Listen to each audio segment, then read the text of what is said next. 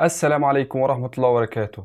لو وصلت الفيديو ده فانت غالبا في حاجة جواك دايما بتقول لك لازم تتغير، ولكن التغيير ما بيبدأش لما نقول عاوزين نتغير، ولكن التغيير بيبدأ لما نتحرك ليه.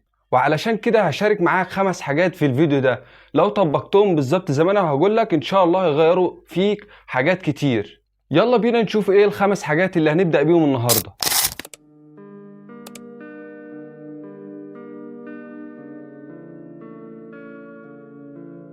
يلا نتعرف على ال5 حاجات اللي احنا قلنا عليهم في الاول. اول حاجة عشان تعرفها في نفسك فانت لازم تواجه نفسك بصدق، يعني ما تبقاش زي نظام بتكذب على نفسك او بتبرر لنفسك حاجات عشان تطلع من الحاجة اللي انت بتعملها.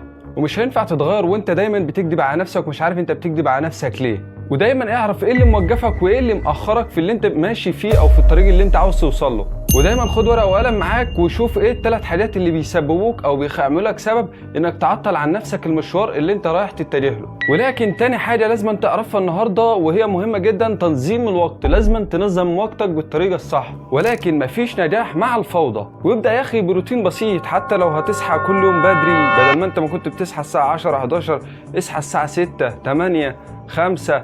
حاول تقلل في الوقت بتاع النوم او ما تقللش في الوقت بتاع النوم، حاول تصحى بدري وتنام بدري عشان الصحيان بدري دي مفيد جدا لجسمك.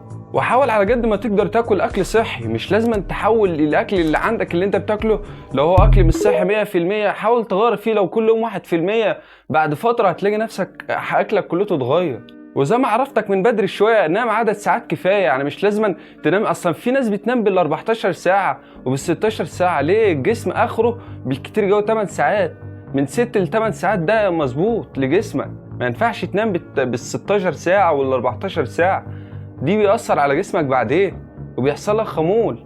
والاهم في الليله دي كلها الاستمراريه اهم من الكماليه. يعني انت لو هتستمر على حاجه بسيطه كل يوم على مدار سنين او على مدار شهور او على مدار ايام هتتغير بنسبه كبيره. يعني انت لو بتروح الجيم كل يوم، لو بتشيل كل يوم دمبل 5 وهتفضل تلعب بيه، بعد فتره هتلاقي نفسك بتشيل دمبل 30 و40 من غير ما تحس. بعد فتره، بعد شهرين 3 4 بتلاقي نفسك بتشيل اوزان انت مش حاسس بيها. وتالت نصيحه في الفيديو ده عشان تتغير كويس، ابعد عن الناس السامه، الناس الوحشه، الناس اللي بتكره لك الخير. مش كل الناس ينفعوا يكملوا معاك الرحله. في ناس كل دورها انها تشكك فيك وتقلل من مهاراتك، ولو عندك مهارات يعني متوسطه مش لازم تكون بروفيشنال او اقل كمان او لسه مبتدئ، في ناس عندها اهم حاجه ان توجعك، مش اهم حاجه انها تحفزك. في ناس كتير بتلاقي عندها مستوى قليل وبيبداوا زي اصحابهم والناس البيئه اللي انت عايش معاها، لازم تحفزك عن انك تتخطى الحاجز ده. والناس دي لازم توقفها عند حدودها، دي مش قسوة منك ولكن دي حماية لطريقك انت عاوز تمشي فيه وتغير فيه حياتك ومستقبلك. فانت لازم تنجي الناس الصح والاصحاب الصح اللي يطوروك في حياتك ويطوروك في هذا الطريق. فانت ما ينفعش تبقى مصاحب ناس طريقهم من غير طريقك وتقول انت هتتغير. انت الناس دي هي بتفضل تسحبك معاهم. ورابع نصيحة في الفيديو ده ومن اهم النصائح اللي انا بحبها ذات نفسي، انك تحرك جسمك. ما ينفعش تفضل قاعد كده على المكتب او تبقى قاعد في الشغل تفضل قاعد، لازم تحرك جسمك. لو هتجري 10 دقايق 3 دقايق 5 دقايق دقيقتين يا اخي بس تجري، لازم تعمل تحرك للعضلات اللي عندك وتنشط الدورة الدموية. وجسمك مش منفصل عن دماغك، الجري ال10 دقايق او ال5 دقايق دول بيعملوا تركيز وبيزودوا ثقافتك ودماغك ويعملوا تركيز لدماغك، وتلاقي نفسك مركز في الشغل اللي انت بتشتغله بعد الجري ال5 دقايق او ال10 دقايق. فبتنشط الدورة الدموية، بتشغل العقل ان يشتغل تاني ويفوق. تاني نصيحة مني ليك وهي الالتزام، حتى لو بخطوات واحدة او بخطوة واحدة بسيطة. مش لازم تعمل كل حاجة مرة واحدة، ابدأ بحاجة واحدة بسيطة والتزم بها اسبوعين وهتشوف التغيير اللي هيحصل فيها. حتى لو الحاجة دي بسيطة زي ما قلت لك الجيم او اي حاجة او اي مهارة انت بتتعلمها، التزم بقى لو بيها الحاجات البسيطة اللي هي فيها دي، التزم بقى حتى لو اسبوعين.